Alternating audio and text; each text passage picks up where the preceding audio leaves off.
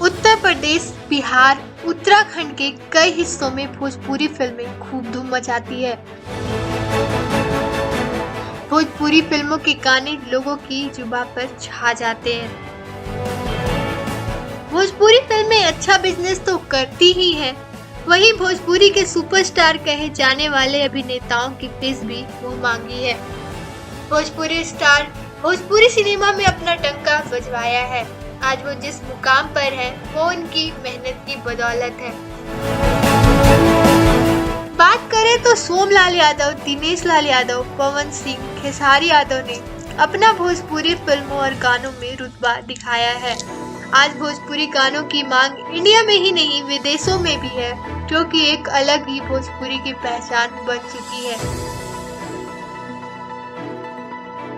पवन सिंह का एक गाना जो पूरे दुनिया में छा गया था, लॉलीपॉप लागेलू, तो वहीं हमारे और भी कई भोजपुरी सुपरस्टार हैं जिन्होंने अपनी बदौलत भोजपुरी की नाम और अपना खुद का नाम बना लिया।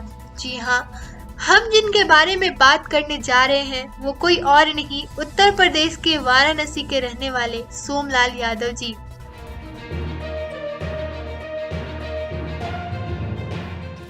जो कि अपनी दम पे भोजपुरी में एक अलग ही पहचान बना चुके हैं।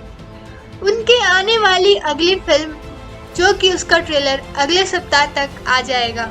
सोमलाल यादव जी से हुई मुलाकात के दौरान उनसे एक न्यूज वाले ने उनका इंटरव्यू लिया, जिसमें सोमलाल यादव जी बताते हैं कि मैं काफी उत्सुकता के साथ बता रहा हूँ, मैं वैसे तो वाराणसी का रहने वाला हूँ जो उत्तर प्रदेश में आता है, लेकिन मेरा बचपन से सपना था और मैं बचपन से ही भोजपुरी फिल्मों का शौकीन था।